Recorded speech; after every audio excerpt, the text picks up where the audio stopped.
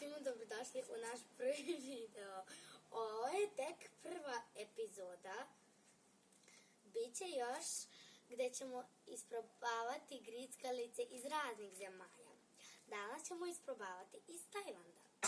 Tajland ima oko 65 miliona stanovnika. Glavni grad je Bangkok. Mnogo smešan naziv. Nalazi se u jugoistočnoj Aziji. Pa možemo da počnemo. Izvolite.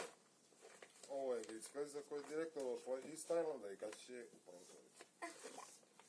Ja mislim da će nam biti potrebna makaza. Ja mislim da neće. Taj to potnik. Neće. Evo ga. Evo ih. Prvo što vidim je ovo.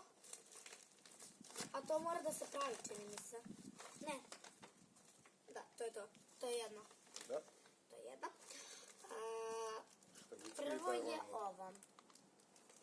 Šta je gricka na Tajlandu? Sad ćemo da vidimo. Mene strah da probam. Ja slušam. Ajde imaš jedna slica. Vidi. Idem da im pokažem. Šta je to na slici? Ne znam, neki kuvar. Ne, ali ovdje na slici na fotografiji. Ne znam, neko filetina. Fuj, bube! Nemoguće. Ljudi, ja hoću da otvorim. Otvori ti mi. Ja ću izvršiti da postavim da je jako zatvoreno. Da. Hoćeš pomakaze? Ne. Jojljak. Kako izgleda? O, jel smrdi? Reći to kod ocima meni. Ovo baš smrdi. Oj. Bojim se da probam. Fuj, to jesu bube. Nema šanse. Nema šanse, ja neću ovo da probam. Čekaj, kača, snimao se gledalce, utre su bube. Prave bube u glavi se kotane po ruci.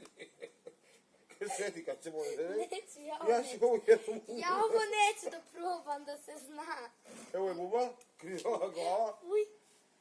Svi, normalan. Dobro.